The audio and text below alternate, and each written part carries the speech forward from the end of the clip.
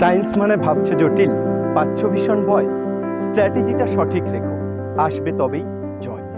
একটা সঠিক স্ট্র্যাটেজি কিন্তু তোমার সফলতার চাবিকাঠি। অর্থাৎ সারা বছর ধরে তুমি কিভাবে পড়বে সেই স্ট্র্যাটেজিটা যদি তোমার না থাকে, তাহলে কিন্তু তুমি বেমালুমভাবে পড়ে গিয়ে পরীক্ষার সময় কিন্তু খুব বেশি ভালো ফলাফল পাবে না বা নিজেকে খুব ভালোভাবে তৈরি করতে পারবে না। তাই বছরের শুরুতে তোমার জানা প্রয়োজন যে সারা বছরটা তুমি কি স্ট্র্যাটেজি মেনটেন করে পড়তে চাইছো। আজকে রইল তোমাদের ফিজিক্সের অর্থাৎ সায়েন্সের ফিজিক্স নিয়ে কিছু আলোচনা, যে আলোচনা থেকে তোমরা পাবে যে তোমাদের সারা বছর কিভাবে পড়বে সেই রসদ। আমরা শুনে নেব আমাদের পুলক স্যারের কাছ থেকে, আমাদের স্কুল অফ এক্সেলেন্সের টিচার পুলক স্যারের কাছ থেকে তার ফিজিক্স নিয়ে কিছু বক্তব্য।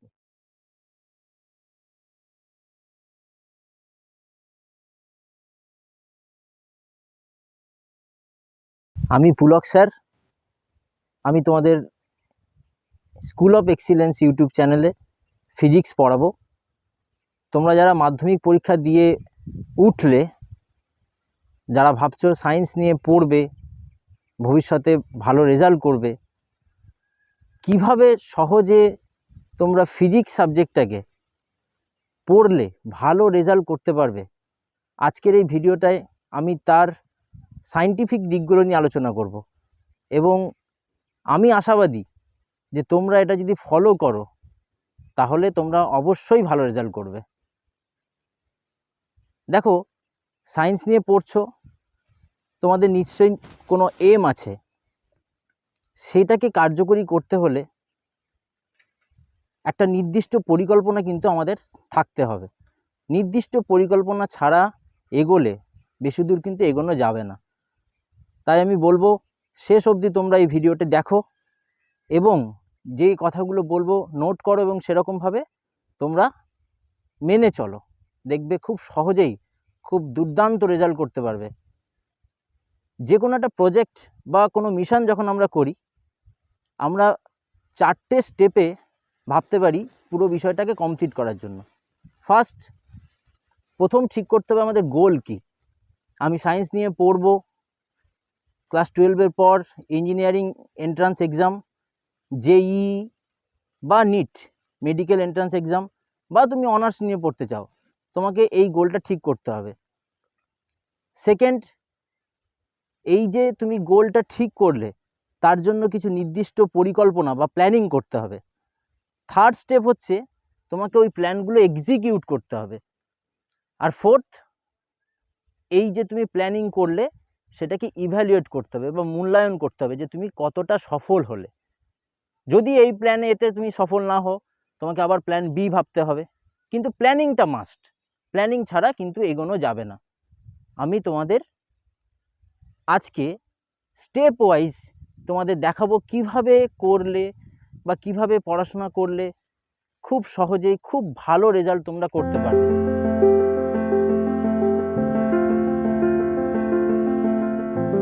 ফার্স্ট, তুমি তোমার গোলটা ঠিক করো।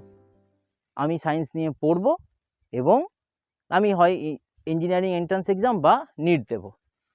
এবার চলে আসবো সবচেয়ে ইম্পর্টেন্ট, প্ল্যানিং। দেখো, ভালো প্ল্যানিং ছাড়া কোনো দিন কোনো কাজ কিন্তু সফল হয়নি। ভালো প্ল্যানিং তোমাকে করতেই হবে। তো এই প্ল্যানিংগুলো আমরা কতগুলো স্টেপে করব। ফার্স্ট স্টেপ, সবচেয়ে ইম্পর্টেন্ট যেটা, সেটা হচ্ছে একটা পজিটিভ অ্যাটিটিউড। তোমার একটা পজিটিভ অ্যাটিটিউড থাকা খুব দরকার। তুমি একটা পজিটিভ অ্যাটিটিউড নিয়ে সায়েন্স পড়া শুরু করলে, সবে মাধ্যমিক শেষ হয়েছে, তোমাদের মাথায় এখন ভাবছো অনেক, এই তো সবে পরীক্ষা দিয়ে উঠলাম, অনেক সময়, কিছুদিন পর শুরু করব, তাহলেই কিন্তু পিছিয়ে পড়বে। কম্পিটিশন কিন্তু শুরু হয়ে গেছে। দেখো, একটা মোটা বই তোমাকেই তো শেষ করতে হবে। তাহলে তুমি যত আগে থেকে শুরু করবে, তুমি এগিয়ে থাকবে। সুতরাং আমি বলবো, সময় নষ্ট না করে তুমি পড়া স্টার্ট করে দাও। তাহলে দেখবে তুমি অন্যদের চেয়ে কিছুটা হলেও এগিয়ে থাকবে। তো পড়া স্টার্ট করবে কি করে? তোমাকে প্রথম একটা ক্লাস 11-এর ফিজিক্স বই সংগ্রহ করতে হবে। ফিজিক্স বই সংগ্রহ করো, যে কোনো, দেখবে তুমি ছায়া প্রকাশনীর বই হোক বা সাঁতরা পাবলিকেশন, এই দুটো বই মেনলি তোমরা পাবে হাতের কাছে। সংগ্রহ করলে বই হাতে পাওয়ার পর দেখবে বাজ মাথায় পড়ার মতো অবস্থা। মাধ্যমিকে পড়েছো যে বইটা, তার মোট ভলিউম ছিল 100 পাতার, আর এখন 1200 পাতা। আমি আবার বলছি 1200, মানে প্রায় 12 গুণ। সময় কিন্তু ঠিক 1 বছর। মাধ্যমিকে ফিজিক্স কেমিস্ট্রি একসাথে ছিল 100 পাতার মধ্যে, এখন ফিজিক্সে 1200 পাতা, কেমিস্ট্রিতে 1000 পাতা, সময় কিন্তু 1 বছর। বুঝতে পারছো কিভাবে এত হিউজ সিলেবাস তোমরা কিভাবে কমপ্লিট করবে? এই ভেবে তোমাদের মাথায় একদম বাজ পড়বে।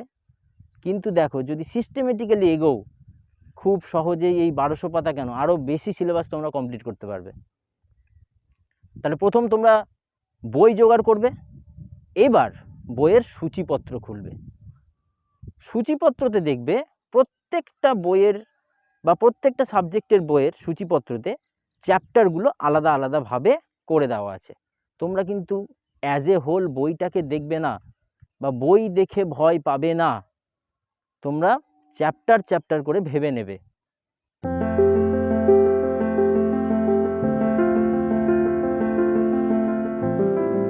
দেখো, একটু ভয় না ভালো। ভয় হচ্ছে কেমন জানো তো, খাবারে ঠিক লবণের মতো, বেশি হয়ে গেলে সে খাবার খেতে পারবে না। আবার তুমি যদি একদম ভয় না পাও, কম লবণ দিচ্ছই না, সেই খাবারও খেতে পারবে না। তোমার অল্প ভয় থাকবে, তবেই তো তুমি পড়াটা স্টার্ট করবে, তাহলে কিন্তু তুমি এগোতে পারবে। আমি সেই জন্য বলবো, বই পেয়ে যখনই ভয় পাবে তখনই ভাববে লড়াই শুরু, তখন থেকে তোমার লড়াই শুরু হবে, এই ভয়কে কিভাবে জয় করা যায়। তুমি প্রথমে চলে যাবে সূচিপত্রতে।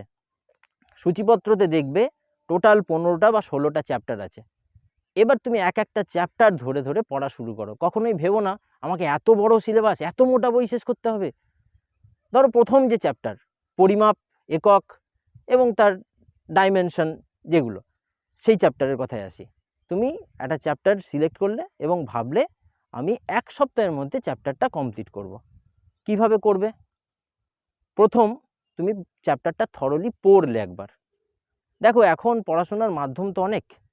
তুমি স্কুলে পড়বে, তুমি প্রাইভেট টিউটরের কাছে পড়বে, তুমি আমাদের ইউটিউব চ্যানেল ফলো করবে, যে কোনো উপায়ে তুমি পড়তে পারো। সবার প্রথম করতে হবে কি, তুমি একটা খাতা নিলে, যেখান থেকেই তুমি পড়ো, যে মাধ্যমেই পড়ো, স্যারেদের যেটা পড়াচ্ছেন ক্লাস নোট তুমি একটা খাতায় লিখবে। ওটা কিন্তু শুধুমাত্র ক্লাস নোট নেবারই খাতা হবে। তোমাকে আর একটা খাতা পাশাপাশি করতে হবে। যে খাতায় তুমি কি নোট করবে? তুমি ফর্মুলা নোট করবে। একটা চ্যাপ্টার পড়ে দেখবে 10টা ইম্পর্টেন্ট ফর্মুলা আছে, তুমি ফর্মুলাগুলোকে আলাদা আলাদা করে নোট করে রাখবে। ইম্পর্টেন্ট ফর্মুলা এবং কিছু ইম্পর্টেন্ট টপিকস, যে এইটা থাকলে এরম করতে হয়, এই অঙ্কটা থাকলে এইভাবে করতে হয়, যেগুলো তোমাদের ভবিষ্যতে অনেক কাজে লাগবে এবং ওটাই তোমার কিন্তু ইউএসপি হবে। মানে ওই খাতাটা পড়েই তুমি কিন্তু অনেক কঠিন কঠিন অঙ্ক অনেক সহজে করতে পারবে। তাহলে প্রথম দিন থেকে, ক্লাস 11-এর প্রথম দিন থেকে তুমি যদি ওই ফর্মুলা একটা ব্যাংক তৈরি করতে পারো বা ফর্মুলা বুক রেডি করতে পারো, তাহলে কিন্তু সেটা তোমার শেষ দিন অবধি তোমার সাথ দেবে, তোমার সাথে ওটা কাজে লাগবে তোমার সব সময়।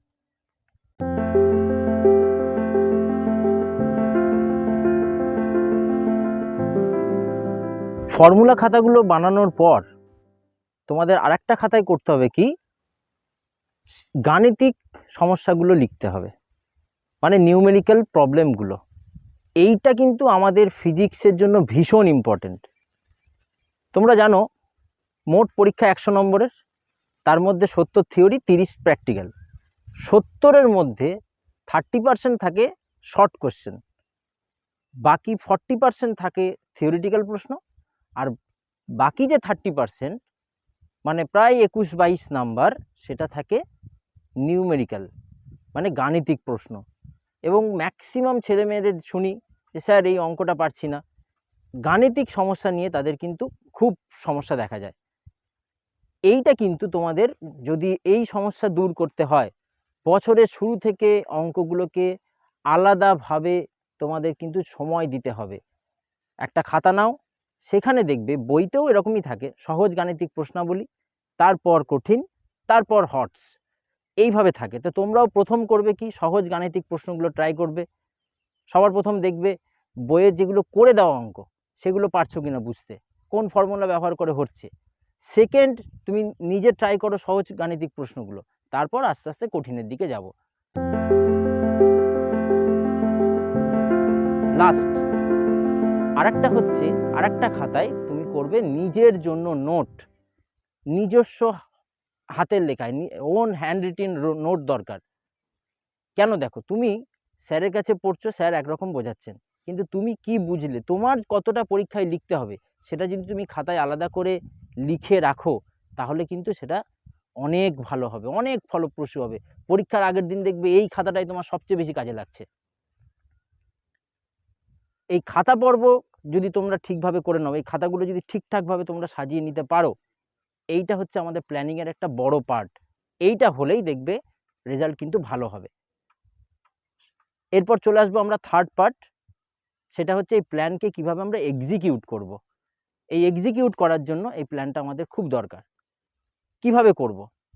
প্রথম পয়েন্ট, তোমাকে তোমার যেদিন যেদিন পড়া থাকবে সেই অনুযায়ী একটা রুটিন বানাতে হবে, যে তোমার কোন সময়টা ফাঁকা পাচ্ছ। তুমি ধরো সারাদিনে 6 ঘন্টা ফাঁকা পাচ্ছ, 6 ঘন্টা টাইম তোমাকে ভাগ করে নিতে হবে প্রতিটা সাবজেক্টে।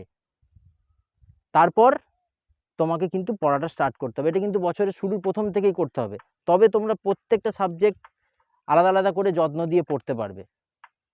নেক্সট যেটা করবে, অঙ্কগুলো করার সময় ক্যালকুলেটর ব্যবহার একদমই করবে না, একদমই ক্যালকুলেটর ব্যবহার করবে না। কেন বলছি? দেখো, এই জয়েন্ট বা নিটে আমাদের ওয়েস্ট বেঙ্গল বোর্ডের ছেলেমেয়েরা কিন্তু আস্তে আস্তে পিছিয়ে পড়ছে, তুলনায় সিবিএসসি বা আইএসসি বোর্ডের ছেলেরা এগিয়ে যাচ্ছে। কেন হচ্ছে জানো? এটা অনেক সিবিএসসি বোর্ডে ওরা কিন্তু ক্যালকুলেটর অ্যালাউ করে না। তুমি যে কোনো অঙ্ক তোমাকে করতে হলে তোমাকে ক্যালকুলেটরের সাহায্য ছাড়াই করতে হবে। কিন্তু আমাদের কি হয়, আমাদের ক্লাস 11 থেকে একটা ক্যালকুলেটর ধরিয়ে দেওয়া হয়। সহজ অঙ্কগুলো আমরা ক্যালকুলেটরের হেল্প নিয়ে করি, কিন্তু জয়েন্টে তো ক্যালকুলেটর অ্যালাউ নেই। তাহলে তুমি কি করে পারবে?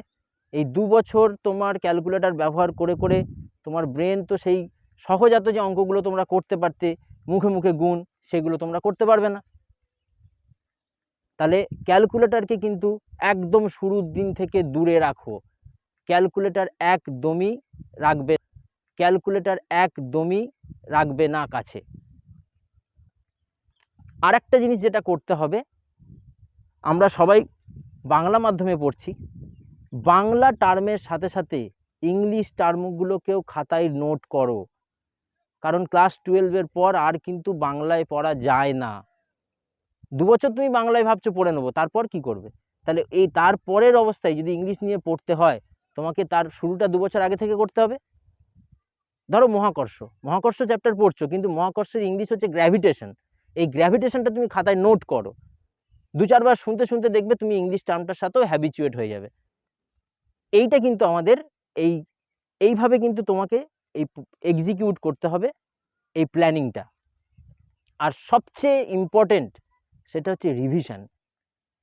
একটা চ্যাপ্টার তুমি কষ্ট করে তৈরি করেছো, 1 সপ্তাহ লেগেছে, পরের সপ্তাহে তুমি অন্য একটা চ্যাপ্টার করবে, তারপরের সপ্তাহে আবার একটা অন্য চ্যাপ্টার করবে, প্রথম চ্যাপ্টারটা ভুলে গেলে কি লাভ হলো? আবার তোমাকে টাইম দিয়ে প্রথম চ্যাপ্টার করতে হবে, এটা কিন্তু ঠিক নয়। তোমাকে রিভিশনের জন্য আলাদা টাইম রাখতে হবে। যতবার তুমি নতুন চ্যাপ্টার পড়বে, পুরনো চ্যাপ্টারকে রিভাইজ করো, না হলে তুমি একটা দিকে পড়তে থাকবে, একদিকে ভুলতে থাকবে, কিচ্ছু কাজের কাজ হবে না। তাহলে প্রত্যেক সপ্তাহে টাইম করে রিভিশনের জন্য রাখো, সেটা খুব ইম্পর্টেন্ট। আর লাস্ট পয়েন্ট বলবো, ইভ্যালুয়েশন বা মূল্যায়ন। আমার এই পদ্ধতিতে তোমরা পড়ে একটা চ্যাপ্টার কমপ্লিট করো, পরীক্ষা দাও। স্যার পরীক্ষা নিচ্ছেন না, আমাদের ইউটিউব চ্যানেলে তোমরা প্রশ্ন পাবে, তোমরা সেখানে পরীক্ষা দাও, দেখো কত ভালো রেজাল্ট করছো। 1 সপ্তাহের মধ্যেই তোমরা ফল পেতে শুরু করবে, নিজের মধ্যে একটা কনফিডেন্স বাড়বে যে হ্যাঁ আমিও পারি, আমিও অঙ্ক পারবো। এই ফর্মুলাগুলো যদি এইভাবে মনে রাখি, দেখবে রেজাল্ট কিন্তু ভালো হবেই হবে। শুধু ধারাবাহিকতাটা বজায় রাখতে হবে। আমি 1 মাস পড়বো এইভাবে বা 2 মাস পড়বো বললে হবে না। একদম ক্লাস 11-এর শেষ, ক্লাস 12-এর শেষ, যতদিন না আমার লক্ষ্যে আমি যেতে পারছি, ততদিন এই প্ল্যানটা আমাকে চালিয়ে যেতে হবে। দেখবে খুব সহজেই কিন্তু ফিজিক্স নামে এই কঠিন সাবজেক্টটা, সবাই বলে কঠিন, আমার কিন্তু মনে হয় না। দেখো ফিজিক্স কঠিন, আমরা তো উত্তর তো এখানেই পাই। ধরো বরফ তো কঠিন জিনিস, তুমি একটু হাতে আলতো করে ধরো, একটু তাপ দাও, দেখবে বরফ কিন্তু গলে জল হয়ে গেছে।